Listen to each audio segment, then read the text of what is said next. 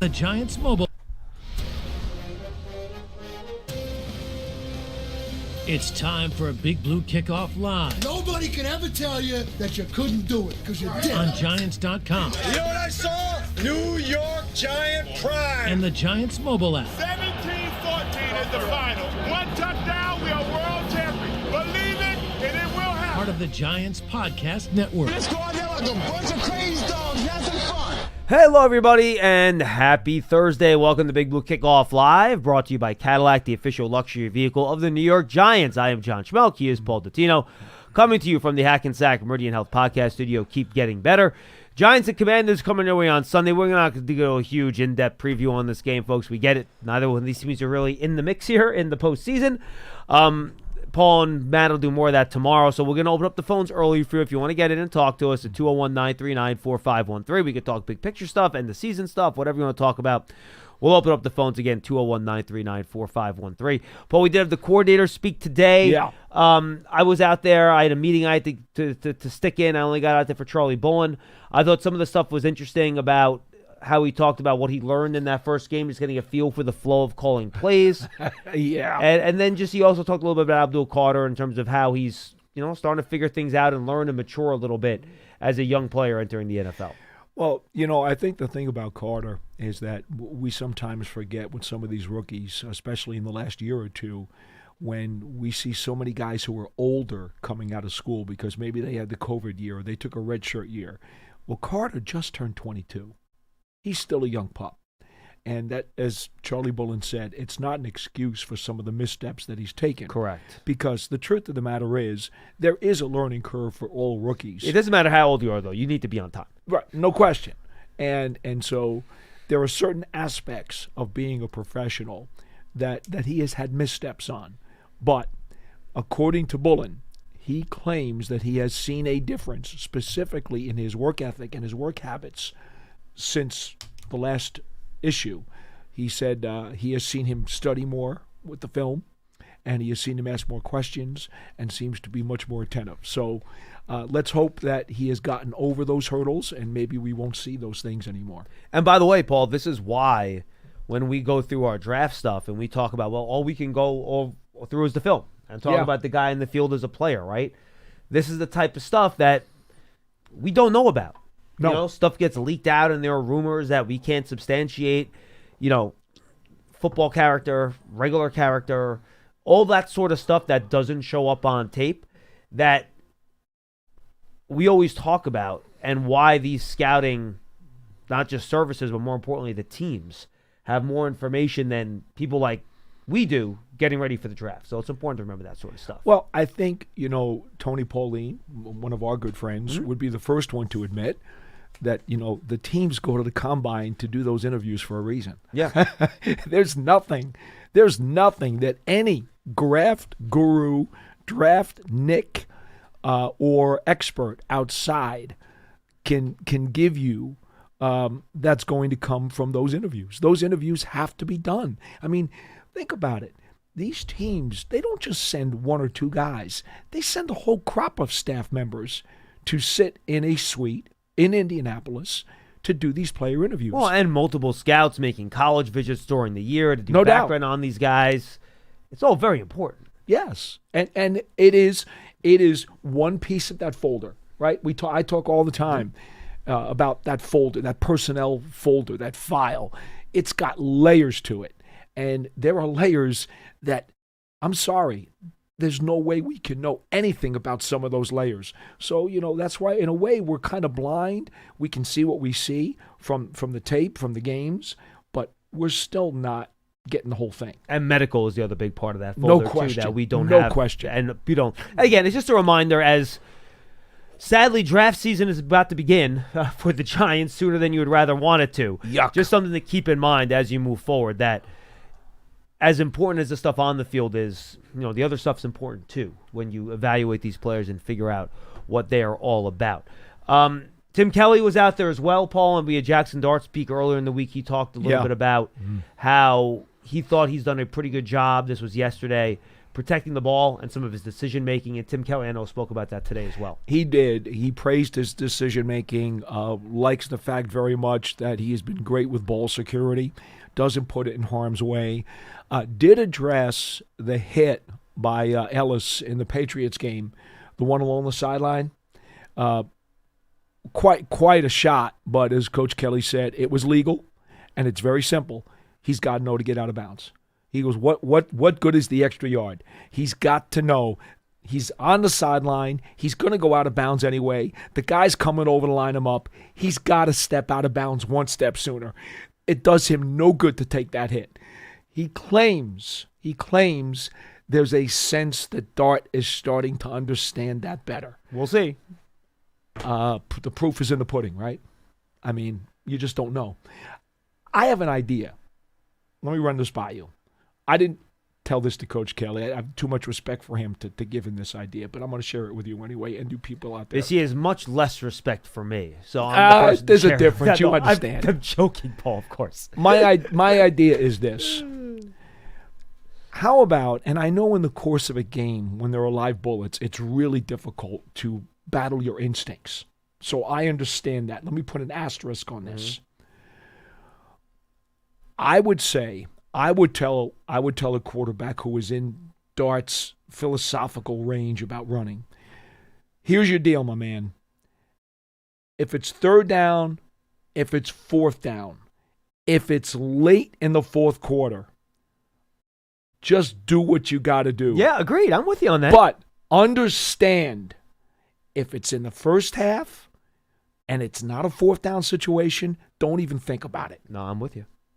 I mean, I would now. And by the way, that Mike Kafka has basically said that before. Brian Dable said that before. They've kind of said know when and when not to. I would try to make it even a little more specific. I got you. Which, by the way, they might be behind closed doors. Maybe they are.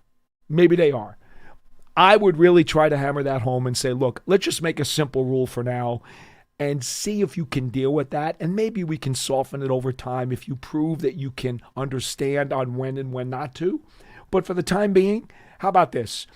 If it's not fourth down and if it's not late in the game, just immediately think about getting down or going out. Don't even think about trying to get that extra yard.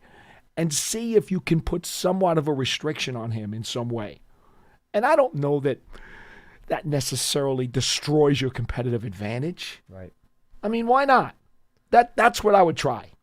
So I'm glad. See, you didn't think I was crazy. No, not at all. Well, not about that at least. By the way, folks, just want to remind you, I know a lot of the end-of-year podcast reports have come out. If you're on Spotify or Apple Podcasts, they send out these like end-of-year wraps, and it shows you what podcasts you've been listening to the most. So if Big Blue Kickoff or Giants Huddle or Giants Podcast Network Draft Season, any of those are on the top of your list, we love to send them. We love to see them, so send them in to me. You can send it to @me or Paul or whoever on Twitter.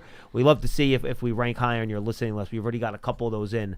That I retweeted. That's where that came from. And I'm happy to see that. Yes, that's correct. I saw a fella do that. Yeah. And I didn't know what that was about. Yes, so that's what that is. Thank you. That's Your cool. podcast service will send you what things you've listened to the most. So if you guys have those, you want to send them in to us, we appreciate all you listeners out there and the viewers.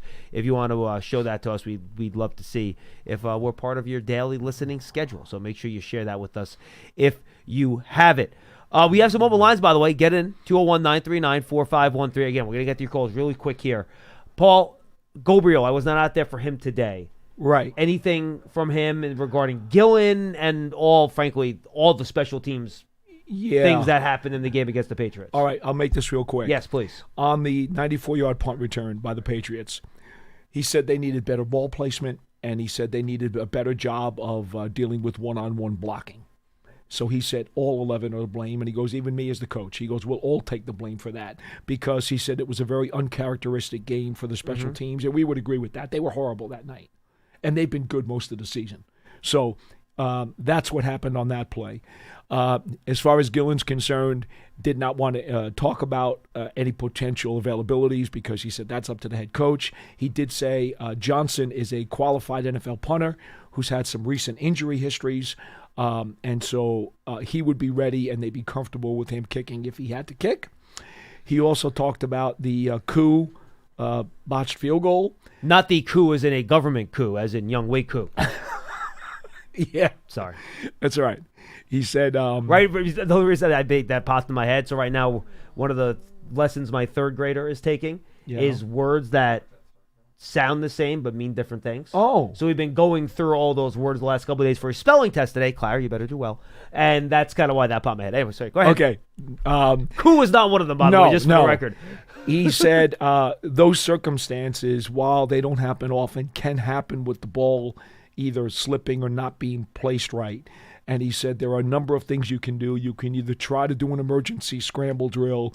You can try to kick through it anyway. You can abort the kick. What are you supposed to? Did he say what are you supposed to do there? He said any one of those options are a viable option. He said the problem with that particular kick, he said the operation of getting everything correct up to the kick was bad. It was a bad operation. You got to think he's got to try to kick through that, though, right? Because He wouldn't say go there. that. He Okay. would not go Fair there. enough. He would not go there. And then let's see, what else did he say? Final question was about Gibson. Xavier Gibson. Yes. He's been here twice now. Mm-hmm. Remember, connection through the Jets. Loves his speed, loves his elusiveness, and said sometimes his focus, they need to work on that. And he said the thing is, he has so much skill, so much talent, so much ability, and elusiveness that they're going to hammer home the ball security issue with him because that's what's forced him to get cut by two other teams this year. Yeah. So we will see. He has to control it. All right, real quickly on the game here, Paul. I don't know if I have that particular sheet in front of me to give you the number. I don't. I think it's the fifth time in NFL history that two teams that have a 7-game or longer losing streak have met. So clearly these teams going in the wrong direction. I think both of us thought the Commanders would take a step back this year. I'm not sure either one of us thought they'd be at 3 wins at this point of the year. I think that was a little bit more of a step back than we expected. Yes. But I'll summarize this very quickly. The Commanders are not much different than the Giants, Paul. Their offense has some moments. They're pretty good. They got some players. They can move the ball. Even when Mariota's played, they've done a pretty nice job moving the ball on offense. Even last week when they got shut out by the Vikings, they actually got the ball in the Vikings territory a number of times, failed on some fourth downs. Yeah. So it's not like their offense got shut down by Minnesota by any means. But much like the Giants' defense, the Commanders' defense has been a disaster. Yes. They're averaging over 27 points per game allowed. In 7 of their last 8, they've allowed 25 points or more. Their secondary is not very good. They lost Dorrance Armstrong earlier in the year. Their pass rush isn't getting home. Their linebackers look a little older and slower than what you would like. So I could easily, and again, we're not going to do the full breakdown, but just generally speaking, I could see this being a pretty up and down, high-scoring game, even though it might be a game where the temperatures are in the high 20s, and we might get some snow on Sunday as well. So don't say that. I said might. I'm just reading the weather report. Stay away from it. Stay away from it. You know, the more you deny it's going to happen, the heavier it's going to be. You know that, right? Of course. So that's how I'm thinking about the game. I think it should be a pretty big game for Jackson Dart on the offense. I agree with that. To see how it goes. They give up a lot of big passing plays. Yeah, they do. A ton. Some of the higher ranked in the league. So we'll see, but I think this could be a real fun up and down type of game. One thing to watch for, very, very, very specifically, Commanders are among the top in the league in total missed tackles defensively. Yeah, I think they're horrible. 3rd or 4th in the league. It's over 100. Of yak allowed. So yes, that has been a problem for them. And I think it's very interesting to note. I believe the other thing that we caught in our NFL notes, John, I believe Wan'Dale Robinson is top 5 amongst NFL receivers this year in broken tackles. 5th or 6th, something like that. Yeah, he was right in that area. Wan'Dale's had a sensational season in a contract year, and that's very fortunate for him. Yeah, 2nd most yak yards allowed in the league are the Commanders. So. Yeah, and again, I'm thinking they're 5th most in missed tackles, which is part of the reason for yak yards. Correct. Okay, big time issue, and that's where a lot of the big passing plays are coming from, catch and run. So that could be a very, very productive area for Dart to be able to hit guys on the move. If he hits them correctly, they're in stride, you get big yards. And you're talking about Wan'Dale. I'm sorry, I interrupted you. Yeah. So Wan'Dale for sure, to me, I think is a guy you want to keep an eye on in this game. The other thing I think that's kind of interesting here too is that if you looked at their blitz numbers, Frankie Louvu is their lead blitz guy. And, they'll send him a lot on the interior blitzes. They are 13th in blitz rate, by the way. All right. Well, yeah, not too much different from the Giants in terms of percentages. But A little higher. But they'll send Louisville a lot inside. So the Giants' offensive line, you got to be very, very, very on top of things, because you're not talking about most teams. They'll send guys from the edge. They'll send twists from the outside. Louisville's doing a lot of stuff inside when he comes. And Wagner, by the way, a very powerful blitzer as well. He will run right through the running back. He's not as fast as he used to be. He can't move as well in space, but in terms of box stuff and that sort of stuff, he's still very effective. He knows how to get to the ball, John. And Dan Quinn's now calling plays on defense. He took over for Joe Witt. So that's his guy. I was talking to Daniel Bellinger, a little bit more zone, a little more cover 3, maybe heating you up a little bit more with the blitz, a little less man, which I think plays to the Giants' advantage. So we'll see how that goes. Chris Rodriguez and McNichols have really taken over for Krosky Merritt as the two primary backs. No Zach Ertz in this game, a guy that's killed the Giants. I hope his career is not over. I feel bad for him. Just a terrible injury horrible. that he had last week against the Vikings. I don't know if you watched the Hard Knocks episode at all. I did. But they kind of were featuring him they mic'd him up. They were featuring him in the episode, and then that happens. It's just awful. He's had a heck of a career. Really, really good player. It was when he broke down in tears with the towel over his face. I felt so bad for him. It was hard. The guy has been a workman-like producer in this league for so many years.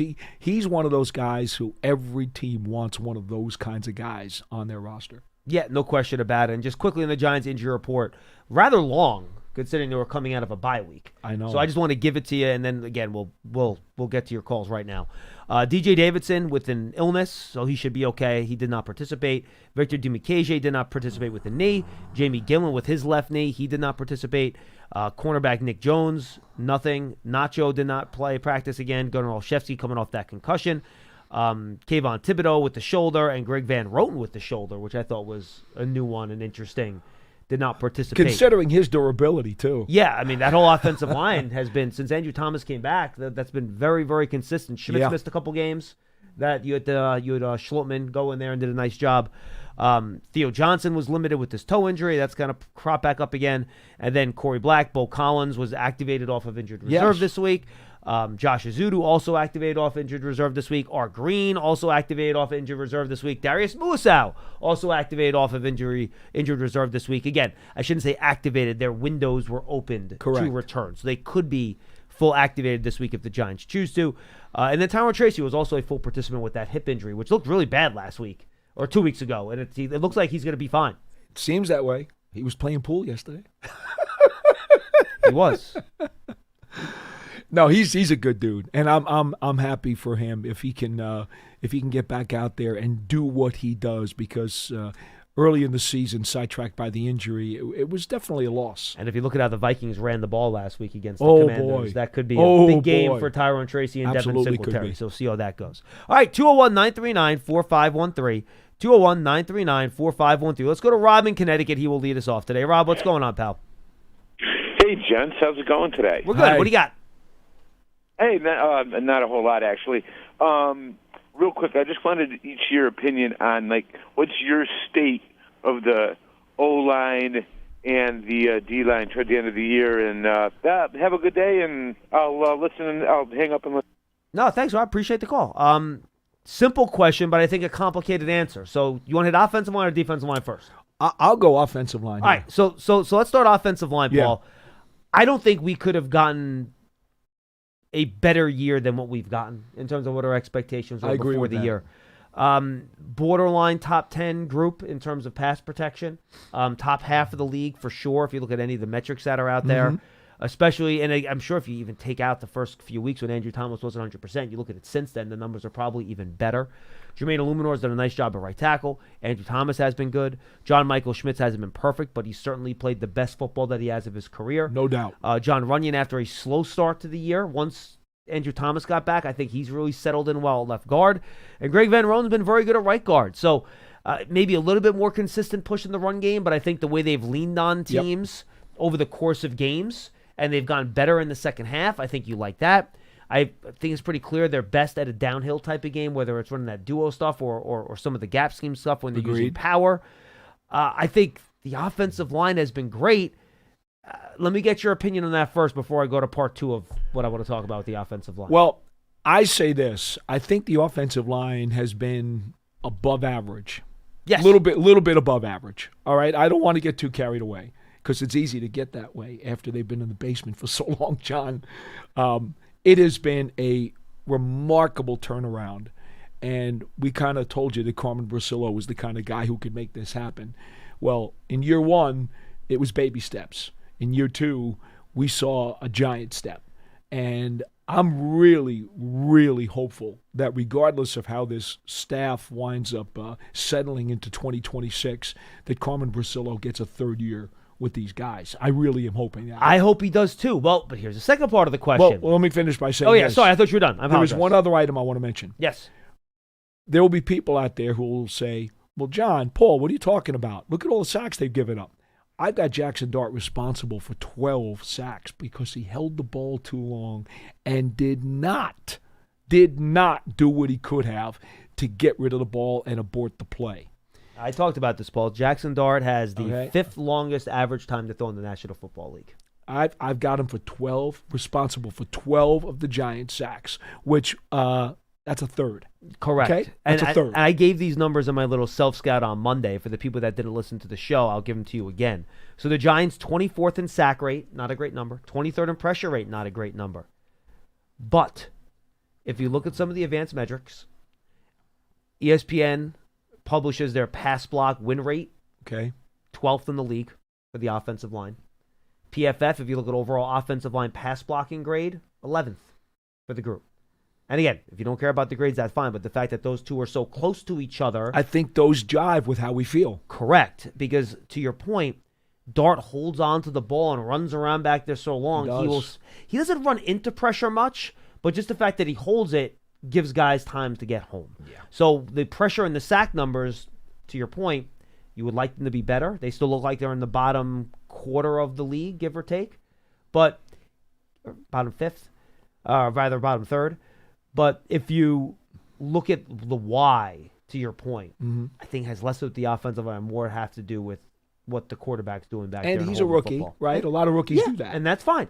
Yes, correct. And honestly, and mobile quarterbacks do that too. Those are the two no quarterbacks question. that hold the ball more. So aside from the running that we talked about, and we seem to talk about every day with Jackson Dart, that's the other item that I want to see him clean up in year two. That was my number one thing right, for Monday. Right there. You have your back foot hit and get the ball out. Be a little bit more decisive and do things a little bit more on time. And I would expect that to come. Yeah, this is a common thing for rookie quarterbacks to deal with in their rookie year. Cam Ward's in the top 5. Shedeur Sanders is number 1. All these young quarterbacks have issues just making those quick decisions, because to make quick decisions, you have to be able to read the defense and evaluate what you're looking at quickly, which, again, is tougher to do for young quarterbacks because they don't have the reps. So, again, I'm with you. And also, I don't want to give him an extra excuse, but he also hasn't worked with this full complement of starting wide receivers throughout the entire season either. And you're also missing your top wide receiver that can get open the quickest. So a lot of stuff goes into this. Correct. But it's important that we mention that because I don't want people to just look at the sack number and say, well, they're still giving up too many sacks. No, that's not a true number. Well, I think the team is giving up too many sacks. Yes. But it's not necessarily the offensive line's fault that they're giving up too many sacks. Correct. All right, so this is the second part of the offensive line question. And, Rob, I promise you we'll get to the defensive line in a second because that's a different conversation. Yes. Here's the thing, Paul. To your point, you mentioned Carmen Brasillo. It's a new coaching staff next year, more likely than not, depending on what happens with Mike Kafka. Maybe he'll be retained and Carmen Brasillo's back, and that will be fantastic. Right. But you have to do a search. And if they decide to go a different direction, that gets tricky. It sure does. Because depending on who the coach is, who the offensive line coach builds a very big foundation of what your offense is going to look like. So if this is an offensive-minded head coach that comes in with his own system, let's say it's a Sean McVay guy, someone from that land. I'm not saying someone that's on McVay's coaching staff now, but someone from that group, whether it's Shanahan, McVay, LaFleur, go down the list. That's not how Carmen Brasillo runs his offensive line. It is not. He runs protections and run schemes a much different way than that group does. So would they be willing to bring someone like that back if it's not from the school? I know. So that's when things start to get complicated. That's the first part of it. The second part of it is the right tackle and the right guard are both free agents after Correct. the year. Does Greg Van Roten want to play again beyond this year? Is he ready to retire? We don't know that. Jermaine Illuminor, he talked about it earlier in the week. He likes it here. He'd love to come back. But look, he said it. The 2-year contract he just signed with the Giants, other than his rookie year, that was to quote him, a long-term contract to him. Well, guess what? This is the last big contract he's probably going to get to sign, being around 30 years old. If I'm Jermaine Illuminor, I'm going to try to cash in. He's had a career year. He's been great. He was good last year, too. Yeah, but even better this year. So if that's here, he indicated he'd love to be back. Fantastic. You know my feelings on it. With the way we've seen this offensive line flap around like a fish in a boat after you bring them on over the last 10 years, you finally figured it out here. I know I love Marcus Bowe as much as the next guy. I know what I'm getting with Illuminor. I would have a hard time letting him walk. We'll see what the Giants do and what the price point is. But and then the next year, Paul, Runyon and Schmitz are free agents. Yeah. So you got to make a decision on them at some point, too. So, yes, I'm willing to say for at least this year the offensive line problem is solved. The problem is that solution could be 3/5 of the way out the door heading into next year. Then we're starting from scratch again. So it makes the offseason critical when you look at that offensive line group. John, that's one of the reasons why the offensive line coach is one of the key points of consistency that you want to retain if you can. I think besides the coordinators, it's probably the most important coach on the roster. Could not agree more. Could not agree more. Now, I will say this. The other thing about Carmen Brasillo, not just that he's worked with these guys and clearly brought them along and advanced them in a number of ways, I'm going to go out on a limb and say when Marcus Bowe was drafted in the 5th round, I just don't think that people or even the Giants thought he was going to do as well as he has in what we've seen from him. I mean, I think his last 2 starts have been rough, to be honest with you. Yeah, but he came in, had a great training camp. Yeah, that's true. No, his camp was a lot better than I thought it was going to be. That's fair. And, he was drafted as a guy who they thought had potential and could maybe next year, challenge and maybe do some things. He did so many good things right away, coming right out of the box. And I don't know, how much do we want to credit Carmen Brasillo? Oh, you have to. I think you do, don't you? Sure. So, and by the way, they view him as a tackle. Other people viewed him as a guard. If there's a new staff in here, do they see him as a guard or a tackle? I don't know. Nobody knows. But my point is this. Not only has Carmen Brasillo done well with the 2 former Raiders that came over, right behind him, but he's also done a terrific job with Marcus Bowe. We don't know this, but when Jay Kupas made this team last year as an undrafted rookie free agent, they thought rather highly of him. Now, you can't blame him for not playing this year because the Giants don't have a need for him. But the guys who were playing are playing. Disappointing, though, that he wasn't on the 53 and he was a practice squad instead. I am. Yes. I am. Mm-hmm. But maybe that's also because they kept Stinney. And Neal. Correct. And they also drafted Bowe. Yep. So they didn't have a lot of room for another offensive lineman. Right.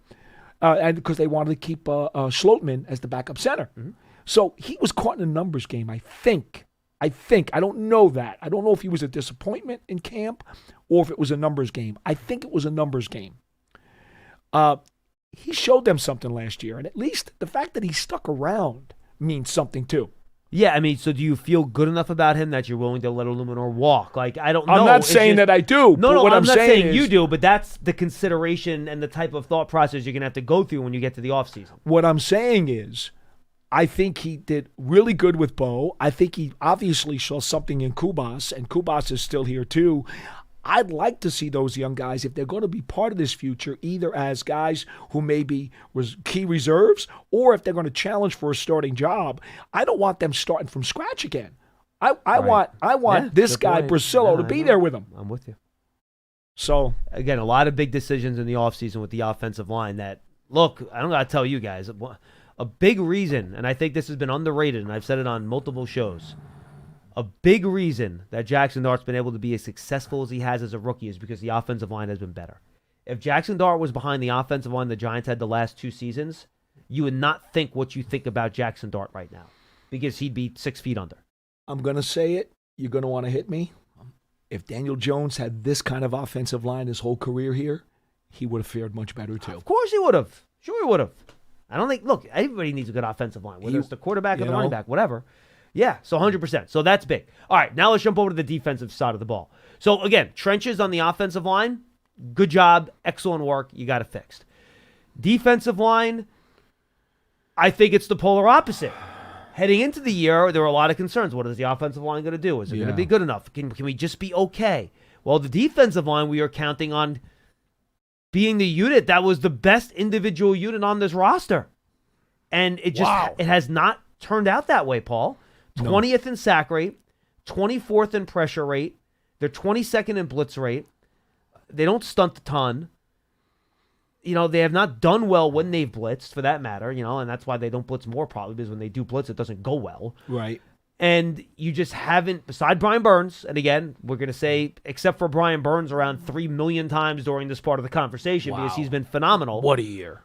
But the other guys, you just have not gotten the consistent production, specifically in terms of pass rush. And again, we see some good flashes from Abdul Carter. He has when he gets home and he gets pressure, he gets it very quickly because of his ability to bend the edge and his quick inside move that he has.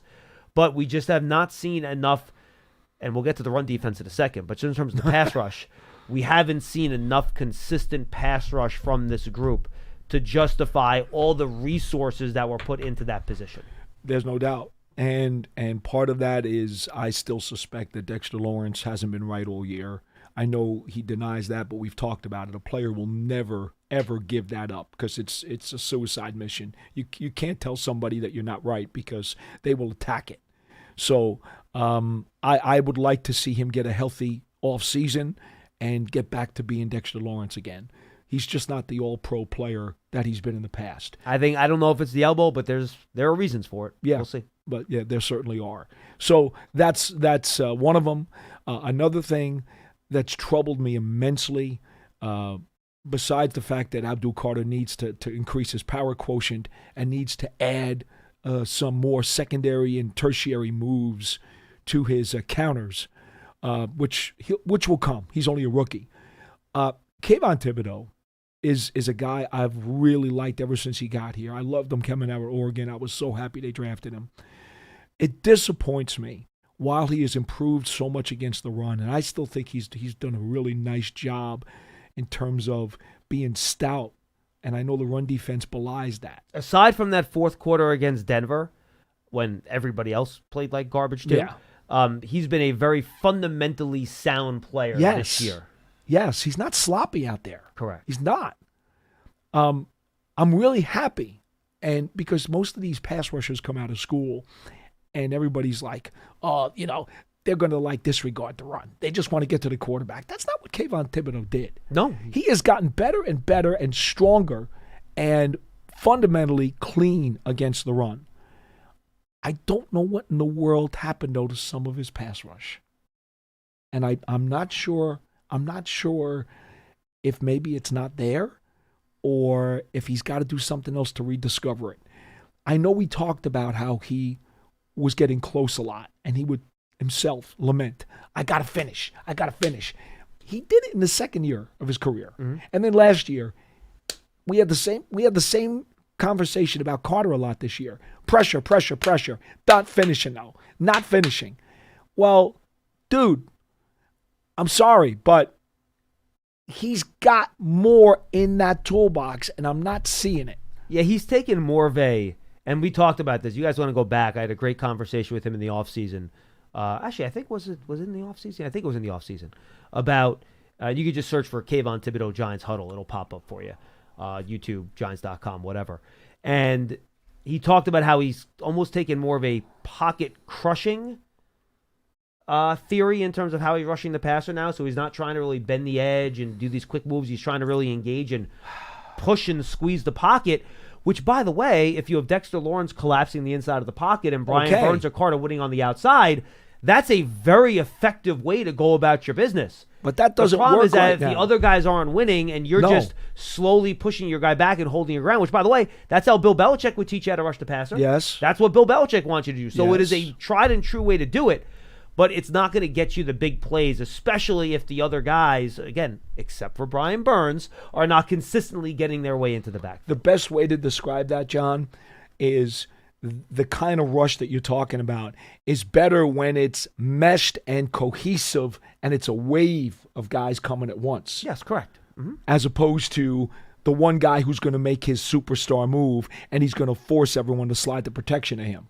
It's a little bit different. I agree. It's a different, yeah. And I'm disappointed. I would like to see more out of his pass rush. I don't know how much we want to dive into the run defense here, except to say that it's been terrible. I mean, there's no other way to put it. I mean, it's them, and frankly, them and the Commanders are two of the. Actually, the Commanders aren't their worst against the pass, but the Giants. I mean, you could look at any metric you want. They basically have the worst rush defense in football. It's not good. Whether it's at all, they've allowed the most 10-yard runs, they've allowed the most 20-yard runs, worst rush defense DVOA, worst rush defense EPA per play, worst yards per rush, second worst rush yards per game, 28th in success rate. It's bad. It's bad. It's bad. It's bad. And I'll put it to you this way, because we don't need to rehash it through every single game. I talked to Tyler Newman in the locker room yesterday. This is going to air in our pregame show on Sunday. And I asked him, since Charlie Bone's taken over, and I wanted to give it a couple weeks before I asked the question. I said, are you doing schematically different things in the run game? Or are you just trying to be better at what you were doing? He said, honestly, we're trying to do the same stuff. We're just trying to be more consistent, communicate better at it, and execute that plan better. So it's not like Charlie Bone's come in here and put in a whole new plan. But there was a lot of emphasis, and we've heard this word a lot, on communication.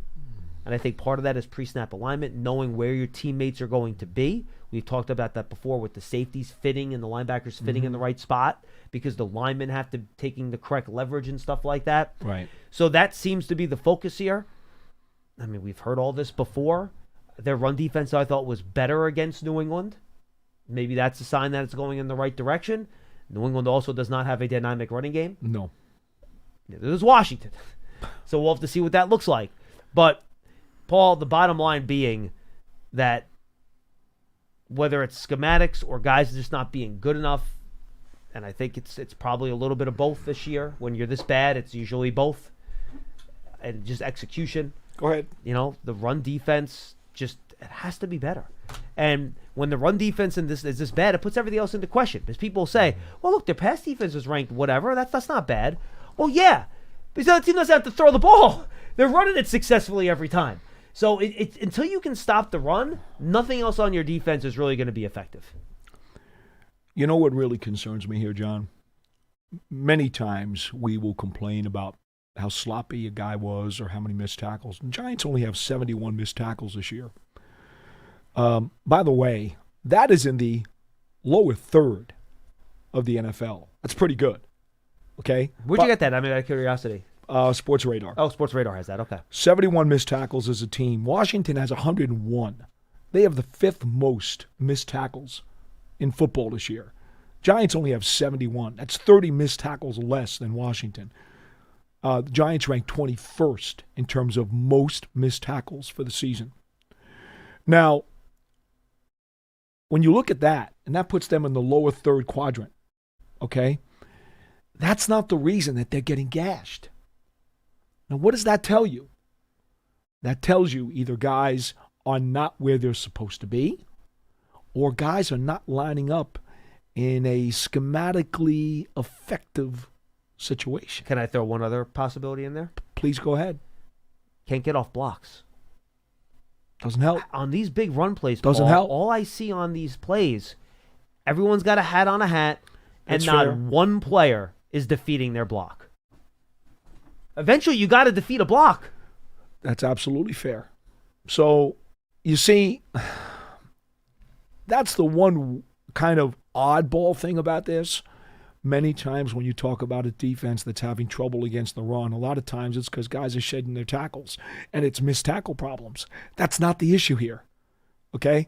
I'll give you that, John. I'll give you that. Not getting off enough of blocks. So we just gave you 3 reasons why the Giants defense is bottom of the barrel right now. I've watched Nacho and Roy Robertson Harris play this year. I don't think they've been that bad. I know people have killed them in terms of how they've played. And again, if you give up a 5 or a 6 yard run, put that on the defensive line. That's fine. if you're giving up a 15 or 30-yard run, that's the second and third levels. That's not the defensive line. And when the Giants are, again, giving up the most 10-yard runs and the most 20-yard runs, that's a problem in the second and third levels of the defense, not necessarily the first level of the defense. Now, I'll throw a fourth factor into this. Please. Micah McFadden. I'm sorry, but I got to mention it. Again, I'm not going to put 80% of this on him. I'm not going to do that, okay, because that would just be too easy to do. But losing Micah McFadden, who had over 100 tackles last year, had a career season, and he is one of those guys who's a downhill gap-filling linebacker. That's part of it. It is part of it. How much? You guys can determine what number you want to put on it. But losing Micah McFadden was a big deal. I mean, there were times this year where the Giants were playing a third and fourth string inside linebacker in his spot, John. No, 100%. Guys who should be playing special teams. I agree with you. Let me throw one other number at you. You mentioned missed tackles. So PFF has it separated, because I had not looked at this yet, so I was curious to see what they have. They have it separated versus pass and versus run. Okay. So they have the 3, 4, 5, 6, 7, 8, ninth fewest, or tied for ninth fewest, or maybe eighth, ninth, fewest missed tackles on pass plays, which is excellent. But on run plays specifically, and this is interesting, because I had not looked at this until just now. They have the Giants tied for the fifth most missed tackles on run plays this year. Wow. And they're tied with the Jets and the Saints. I'm sorry, the Vikings and the Jets. They have the Commanders, just a couple. They have their 10th. So they're right in that same neighborhood. So, again, I haven't looked at this. If that's accurate, the imbalance is very dramatic. Correct. Again, just something that I saw. I had not looked at it previously. I figured I'd throw it out there. So, yeah, it is what it is. Overall, they actually have the overall number 2. I can give that to you. So, overall, they have the Giants at 6th most missed tackles. So I don't know how they track it versus Sports Radar. That's interesting that those are that different. Yeah. Because I was curious, because I had not looked at any of the missed tackle stats. It's 6th most missed tackles? Overall. And Sports Radar has them at 21st most. So it shows you how some of these metrics are so subjective. Yeah. It's hard to figure it out. It is. But I agree. I don't, just from a eye test perspective, I don't feel like compared to last year, they've had as many issues with missed tackles. Though then again, you think of some of the second-level runs where you've gotten to the secondary with linebackers and DBs. There have been a bunch of those, which have turned small runs into big runs. So, again, those are the metrics. Take them as you will. And I think the problem moving forward here, and I know a caller's been on hold for a while here, but I thought the first caller had a really good question. I want to address it. So, Phil, we'll get to you in just 1 second, I promise. Sorry for making you wait. Can you throw more resources at the defensive line at this point? Like, how many more first-round picks or high-priced guys are you going to put on the line? What I would like to see... Three technique would be the only spot. They don't have, like, a terror of a Leonard Williams-type 3-tech. That would be the only spot, I guess. What we need to know, and they're going to have to figure this out either over the next 4 games, or they're going to have to guess, John. Mm-hmm. And you hate to guess, but they may have to. What's the upside on Darius Alexander? Yeah. And what is the upside on Chauncey Golston, who got decent money and unfortunately has missed most of this season with injuries? Yeah, I think the Darius Alexander question is the bigger one. And I think it's honestly the more relevant one, to be honest with you. Because he's a guy that got drafted to be a 3 technique. He did. A penetrating defensive tackle. Now, coming out of Toledo, that's a hell of a jump. Correct. Also an older prospect, though. So that's kind of the two sides of that. But you're right. He was always considered more of a developmental guy than a guy that would plug right in and he would go because of, again, where he came from. And we've seen flashes from him, especially earlier in the year. Mm-hmm. It's kind of petered off a little bit in the last month or so, I would say. So you're right. Do you think that he can step in and be that guy next to Dexter Lawrence that is more that chaos creator and penetrator as a 3 technique on the defensive line? I don't know. Those right there, folks, as you watch the next 4 weeks, those are a couple names now, especially Alexander. You need to watch. It's a good name. Because you don't really want to guess in the offseason about what he can be. Well, you'd like to see. Can you afford to? That's the thing. Like, it's hard. That's why. Like, it's the same conversation with Marcus Bowe, right? How much can you rely on that guy heading into next season? Well, here's what we know. At least Bowe has shown more when he's gotten more of an opportunity. Unless they plan to make a coach's decision where they actually want to get those guys more time. We know Alexander is in the rotation. Right. He will play. Bo might not. Bo might not. That's correct. You're right about that. Okay. We know Alexander's going to play. Yeah. Watch him with a microscope the next 4 weeks because great call. You need to see some teeth out of him. No, Paul, you're absolutely right. Let's go to Phil in North Carolina. He's up next. Hey, Phil. Hey, guys. Thanks for the show. It's good as usual. Thanks, Phil. Yeah, you're welcome. So having this time off to watch the other teams and stuff and then commenting, I haven't commented on the Patriot game results. Boy, you know, the word toughness comes to mind. We're just not tough enough.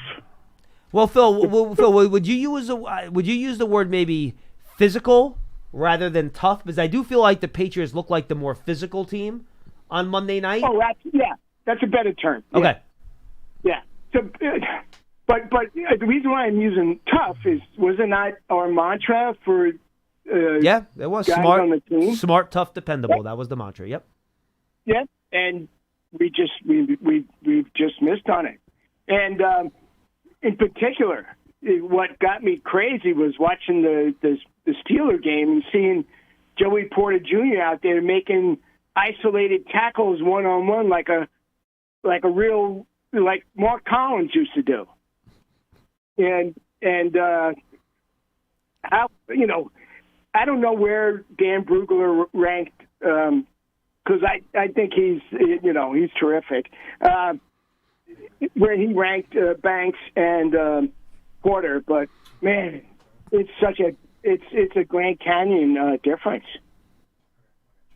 Well, look, as far as the Patriots game goes, I told John this the other day, and I don't want to make a big deal out of it, but I am going to mention it. I believe that the Giants, they have fought so hard and so long this year. The bye week came at the worst possible time. It was the last possible time that the NFL could give it to you. And I think they ran out of gas, quite frankly. And you had a Patriots team that is being mocked as a fraud almost by a lot of people, or a wooden horse, a Trojan horse, if you will, because here it was, they had the best record in football, and yet they played a lot of very weak opponents. And if you looked at their metrics, the metrics indicate that they're not a very dominant team either. So they had a chance on national television to show everybody in the league that we're who we are. And if you read any of the quotes or saw any of the post-game interviews after the game, Mike Vrabel had them foaming at the mouth going into this game. They were going to make a statement to everybody in the NFL that, oh yeah, we are the Patriots, we are back, we are a double-digit win team, and you better not sleep on us because we're basically swallowing fire, and we're coming after you. So they were highly motivated, and they were revved up, ready to go against the Giants team that basically has been worn down, beaten down, emotionally stripped, and again, in my opinion, pretty much ran out of gas. So I want you to kind of keep that in mind just a little bit. If you don't want to buy into what I'm saying, then don't. But I do think it was a factor. Yeah, Paul, I heard you last week, give that explanation. And, it's like, frankly, I don't, care. It's like you don't have to. Well, and by the way, I will point this out too, Paul, just to kind of fight back on that a little bit. That's okay. You know when the Patriots had their bye, right? Yeah, I know. Same week as the Giants. I know. Yep. But they also had a much more a motivating tactic involved. That's fair too. I mean, the Giants. I'm sorry. It's human nature. Patriots are playing for a top seed in the league, and potentially a deep run of the playoffs, and the Giants are unfortunately not playing for much. I totally get that. That's real. I don't disagree with that either, Paul. And that's why sometimes when Lance brings up the point of motivation, he kind of discounts that part, and I don't because I know it's a factor. So, it's human nature. You don't want it to be a factor because they're pros, but it's human nature. Of course, yes. That part I agree with you 100%. All right, so here's my take on the run defense and stuff. Yeah, definitely it's shedding blocks, I think, is number one. Whether that's functional strength or they're not teaching shedding blocks correctly. The other part is we're getting gashed, with these huge runs oftentimes because our DBs are playing so far back. And they're just not, Newbin is taking wrong angles and it's just not fast enough. I told my sons, I said, hey, I used to not want to necessarily draft the safety in the first round, but we got a dominant safety that brings the wood. I draft him in the top 10 with no problem. You want a Kyle Hamilton type, right? Oh, Caleb Downs is the guy this year if you want one. Caleb Downs is your guy.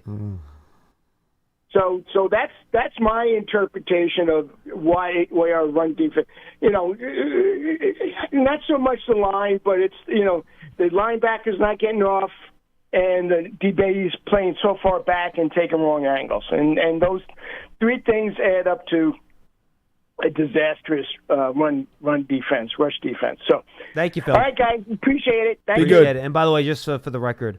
That year, Brugler had Porter as his 16th player, Banks as his 27th, cornerbacks 3 and 4. So they were basically right next to each other in terms of where he had him on the cornerback board that year. So you asked, I gave it to you. It took me a while to find it, but I found it. 201-939-4513, 201-939-4513. Obviously, it looks like they did not, at least as of now,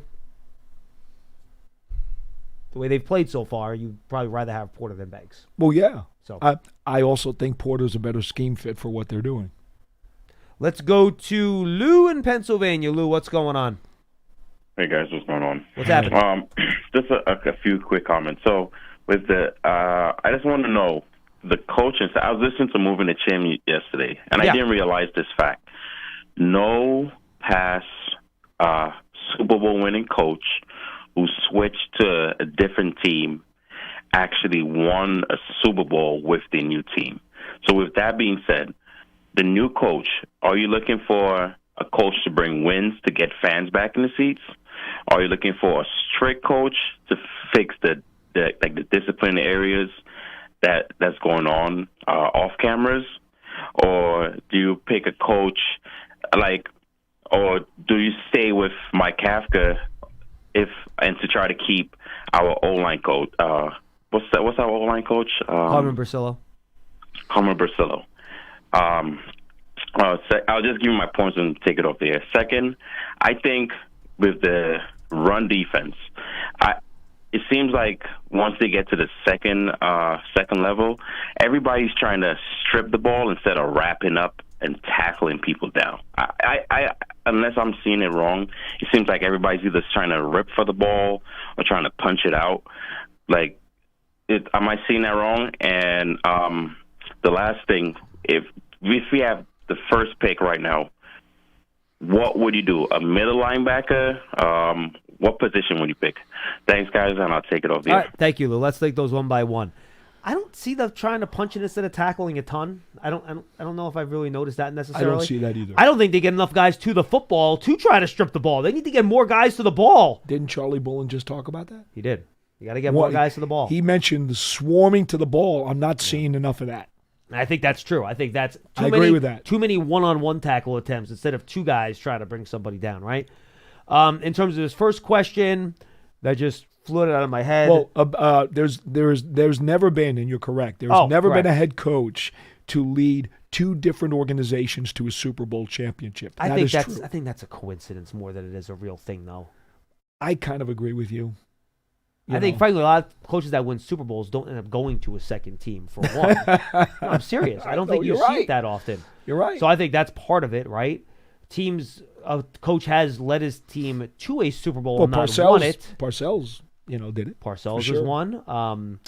But here's the thing I will say about that. It's also a staff thing. We talk all the time about head coaches, right? Everybody says head coaches.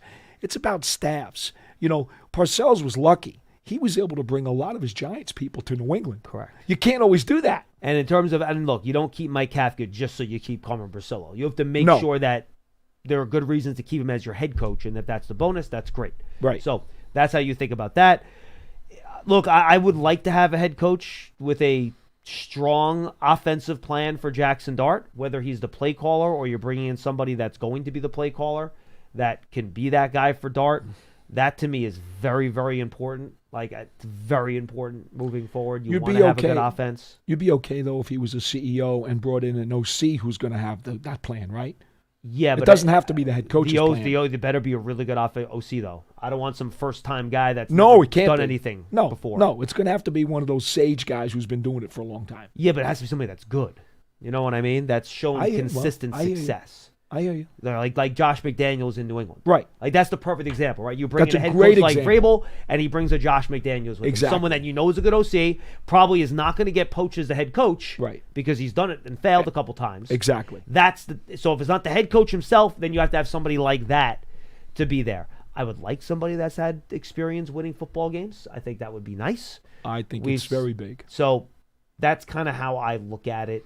I would not rule out a first-time head coach, but it would have to be someone that's really special and blows me away if you want to go down that road again. Yeah, I'd shy away from that as well. And I don't necessarily consider great success at the NCAA level as a head coach as a way to beat that hurdle for me. I concur. I'm with you. And then the third question was about the draft. SciTech and I talked about this on Monday's show a little bit.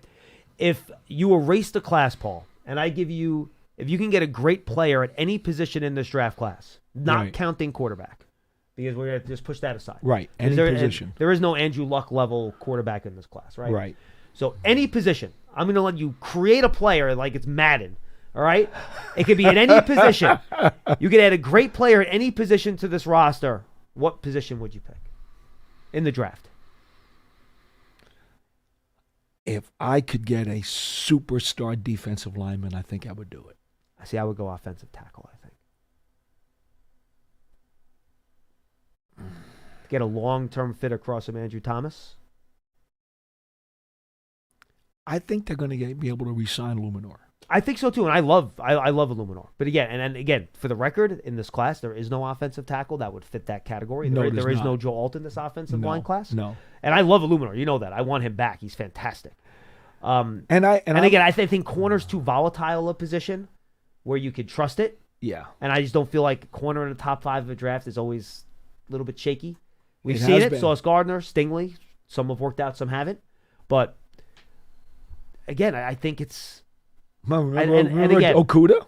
I think he failed too. And frankly, the other position I would pick and maybe even put it ahead of offensive tackle is if you can give me another stud wide receiver, I take that. Like if you give me the perfectly Paul, if I can give you Calvin Johnson, the big skyscraper to put across from Malik Neighbors, you wouldn't take that? You're tempting me now. Or like Larry Fitzgerald? You know you're going to make me waffle. Well, that's why I'm making you waffle. You're going to make me waffle with skyscraper receiver. Yeah, I would love that, but I do think that we just discussed the questions about the defensive line before. In this particular situation, if you said to me, I could go get another Jeffrey Simmons type, Leonard Williams type. No, and those would be my top. Honestly, I would be hard pressed to pass him. And that would be my top 3, Paul. It would be 3 tech, offensive tackle, wide receiver. And my order might change depending on my feeling that day. Yeah. But those would be the top 3 guys on my list. Okay, and I don't have a problem. Because I want to build I don't have a problem. You know why? I want to build a dominant offensive line. That's where I'm at now. I've seen teams drop off, Paul, when they've gone from an dominant offensive line to just an okay offensive line. It makes a difference. I'm looking at you, Philadelphia. I'm looking at you, Detroit Lions. Yeah, it makes a difference. It makes a difference. Sure it does. So let me build a dominant offensive line, and you can do so much once you do that. I hate to throw this into your soup, but if you like Illuminor and you think you're going to be able to bring him back, if you could get a Nelson type guard, not that high. You wouldn't do it. Not that high. Okay, and I get it. Maybe not that high. I get it. If I'm picking 15th, sure. You 10th even, sure. You think the Colts are disappointed though? No, that they took Nelson? I don't think they are either.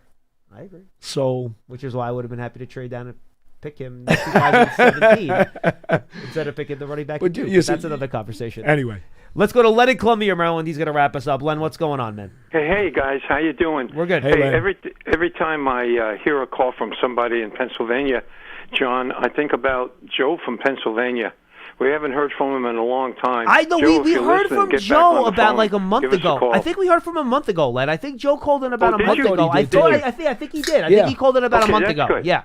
That's good. Great, yes. great. I always enjoyed listening to the show. Hey, couple of things. Give me an inside linebacker. I know people think it's a overrated position. I'm fine with that, Len. Give me a Sam Huff. Give me a Ray Nitschke. Give me a Dick Butkus. I would have no problem, Len. I would have no problem with that. And bang people when they get Len, there. You didn't say Harry Carson. I'm disappointed. Harry Carson. Harry. Yeah, thank you, Paul. Okay. How about Fred Warner, who, by the way, terrible mistake. By the way, sideline Sonny to Styles sideline, reminds me of Fred Warner, but just saying. Find the ball, arrive angry. That's what we need. I like it. We need somebody of that ilk.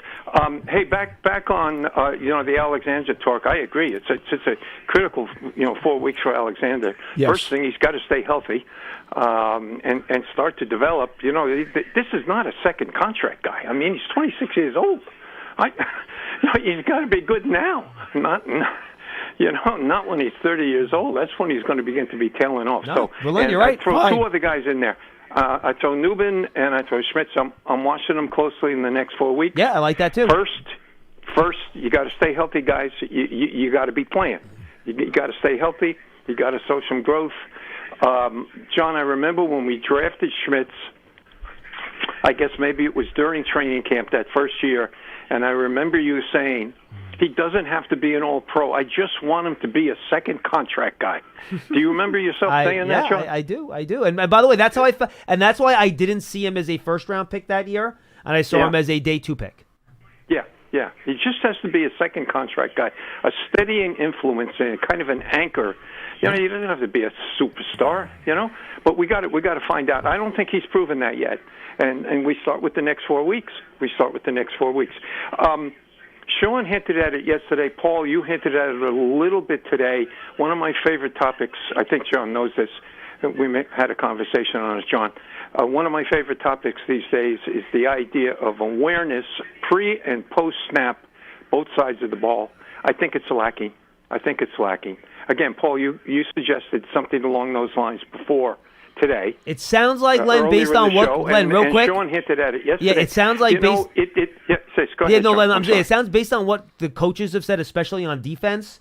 Some of the pre-snap alignment stuff, which I think goes to your point, has been an issue. So I think, especially on defense, you're on the right track there. Okay. Well, then maybe we can concentrate on that side for just a second. Yeah. I think the lack of awareness affects confidence.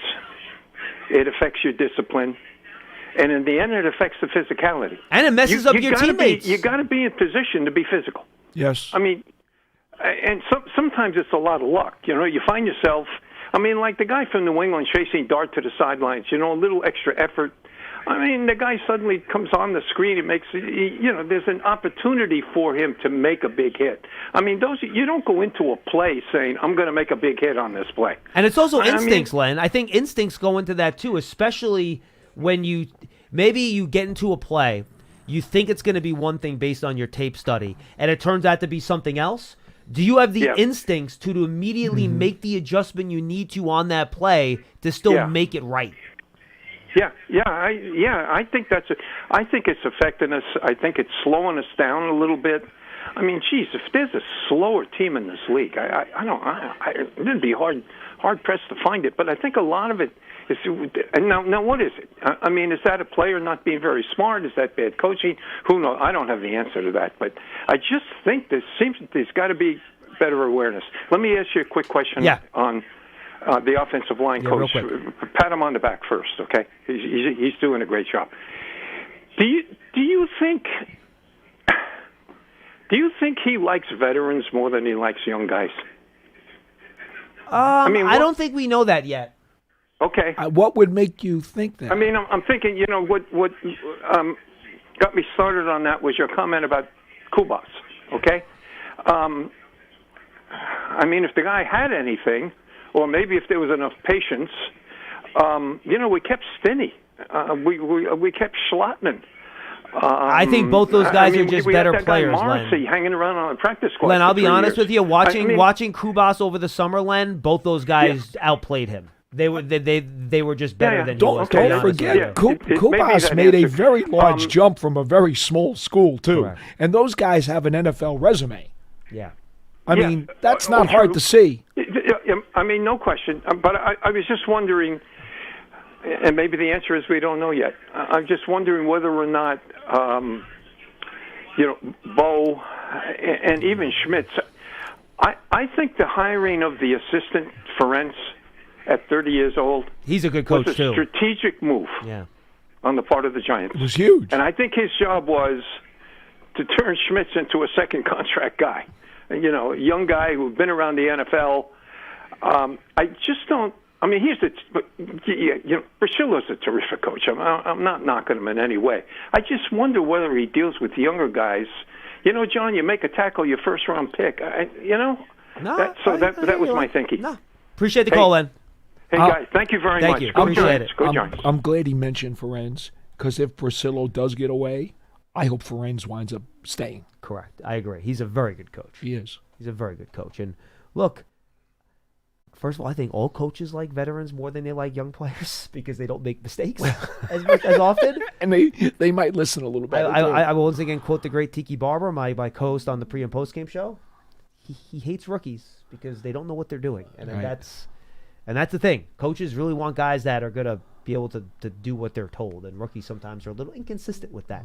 So, all right, Paul, this was a fun show. I think we got some good questions. I think we had a lot of good topics. A lot of deep conversation about roster construction, what you do in the future. Excellent job by the callers. I hope you folks, you watch these last 4 games with a little more of a discerning eye now too, because there are certainly some things that are to be gained, some information that is going to be gleaned, and these are things that the guys in the building are going to be looking for too. By the way, go subscribe, Giants Huddle Podcast. We have a fun episode with Kenny Albert coming on there today. Oh, nice, so people Kenny. should go check that out. Kenny is awesome.